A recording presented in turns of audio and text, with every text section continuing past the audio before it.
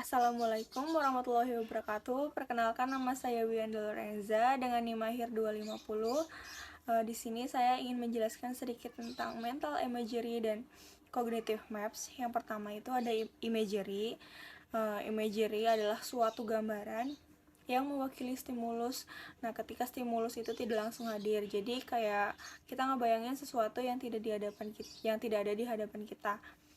Misalnya kita lagi ada di kosan, terus memikirkan atau membayangkan hewan peliharaan kita yang ada di rumah. Contohnya, misalkan kita mempunyai kucing yang kita mau bayangin tuh kucing kita di rumah lagi ngapain, misalkan lagi makan belum, atau lagi berekspresi gimana, atau tingkah laku gimana.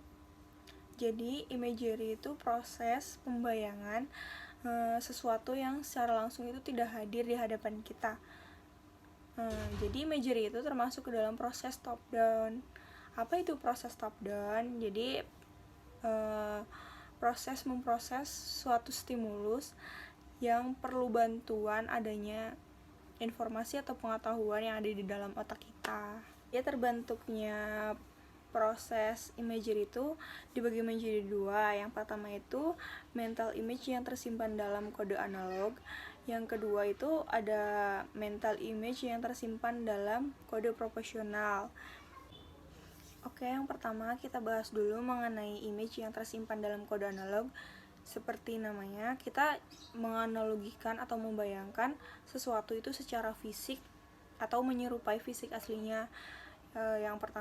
Contohnya, yang pertama itu seperti kue yang berbentuk bulat atau berwarna coklat atau mempunyai titik-titik di tengahnya, seperti itu. Selanjutnya, kita membahas tentang image yang tersimpan di dalam kode proporsional. Jadi, kita tuh membayangkan suatu objek secara abstrak melalui bahasa atau informasi yang kita terima. Jadi, contohnya, misalnya kita punya teman. Nah, teman saya tuh bercerita, tadi dia di jalan itu bertemu dengan crushnya. Jadi dia menceritakan detail crushnya itu pas dia yang temuin kemarin kepada saya. Jadi bentuk bibirnya seperti apa, ekspresi wajahnya gimana, memakai baju seperti apa, warna apa. Jadi kita bisa ngebayangin crush teman kita itu sedang memakai apa dan berekspresi gimana. Yang kedua ada imagery dan distance atau jarak. Seperti namanya, dari jarak suatu tempat ke tempat yang lainnya. Misalkan kita membayangkan dari gedung Fakultas Psikologi ke gedung Rektorat, atau kita membayangkan gedung Fakultas Psikologi ke Cimahi Mall misalnya.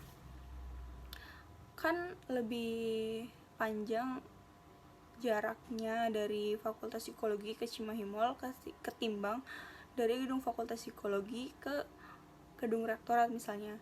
Jadi otak kita tuh memproses semakin lama dan memerlukan waktu yang panjang ketika jarak yang ditempuhnya juga panjang, seperti itu. Yang ketiga ada imagery and shape atau bentuk, dimana seseorang tuh kadang kebanyakan cenderung lebih sulit membandingkan atau membayangkan sesuatu yang bentuknya itu mirip. Contohnya ada daun bawang dengan kucai atau lengkuas dengan jahe. Jadi bentuknya hampir mirip, kadang seseorang itu kebanyakan keliru dengan gambar-gambar atau bentuk tersebut. Lalu yang keempat itu ada image ambiguous figure. Jadi kita sulit membedakan sesuatu bentuk yang terlihat ambigu. Contohnya seperti gambar terlihat jelas di situ bisa membingungkan perspektif orang. Jadi bisa terlihat seperti seekor tikus atau seorang pria kayak gitu. Jadi sulit dibedakan. Lalu yang kelima itu ada imagery and other vision like process. Jadi imagery itu membantu konteks pemrosesan kita. Contohnya kita sedang membaca novel atau komik, lalu kita membayangkan tuh karakter utamanya tuh seperti apa, wataknya seperti apa, dan alur proses ceritanya tuh seperti apa. Jadi kita membayangkan sesuatu tersebut dalam otak kita. Nah, selanjutnya masuk ke cognitive maps. Cognitive maps itu Sebenarnya lanjutan dari mental imagery, hanya saja cognitive maps itu hanya berfokus pada wilayah. Lalu cognitive maps itu dibagi menjadi 3. Yang pertama itu jarak, yang kedua itu ada bentuk, nah yang ketiga itu ada posisi. Kita bahas yang pertama itu jarak. Jarak itu memiliki 3 karakteristik. Yang pertama itu ada number of intervening, yang kedua itu ada semantic kategori, dan ketiga itu ada landmark and non-landmark. Yang pertama itu ada number of intervening, jadi jarak itu akan terasa lebih panjang atau jauh ketika memiliki banyak patokan. Jadi kita berangkat ke kampus itu akan terasa jauh ketika di jalan itu kita memiliki banyak patokan, seperti di jalan itu ada seperti kantor pos, atau misalkan ada warung makan, atau ada puskesmas dan lain sebagainya. Jadi jarak tersebut itu akan terasa lebih jauh kalau memiliki banyak patokan. Ada semantik kategori, memaknai jarak dari kata itu sendiri. Jadi contohnya tuh kayak sekolah atau kampus itu gunanya menuntut ilmu atau buat belajar gitu misalnya. Disamakan dengan pasar. Jarak ke sekolah itu terasa lebih dekat karena mempunyai makna tersendiri ketimbang sama pasar. Padahal jarak ke pasar itu jauh lebih dekat ketimbang jarak ke kampus atau sekolah, kayak gitu. Lalu yang ketiga itu ada landmark and non-landmark. Jadi kita memaknai suatu jarak itu lewat landmark tertentu. Jadi contohnya misalkan kita jarak ke kampus itu lebih dekat soalnya melewati kantor pos misalnya.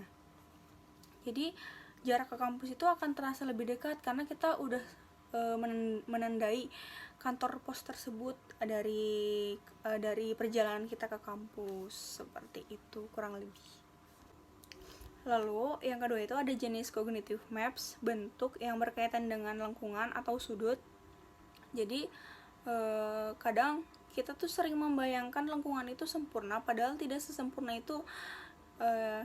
Maka sering terjadi kecelakaan di perempatan jalan karena kita memikirkan jalan itu sesempurna itu, padahal tidak sesempurna itu. Yang terakhir itu ada peta kognitif dan posisi, seperti namanya itu relative position ya. Jadi dibagi menjadi 2 jenis tersebut. Yang pertama itu ada rotation heuristic, yang kedua itu ada alignment heuristic. Jadi alignment heuristic itu yang berpatokan dengan sesuai pengalaman kita. Misalnya kita membayangkan Cimol itu lebih dekat ketimbang Jalan Asia Afrika.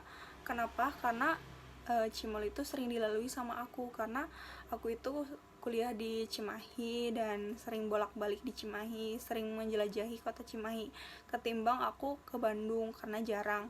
Jadi lebih jawab cenderung ke lebih dekat ke Cimahi Mall. Padahal kalau dilihat dari mapsnya itu Cimahi Mall lebih jauh ketimbang Jalan Asia Afrika di Bandung, seperti itu. Mungkin sekian penjelasan dari saya, kurang lebihnya mohon maaf. Wabillahi taufiq wal hidayah. Wassalamualaikum warahmatullahi wabarakatuh.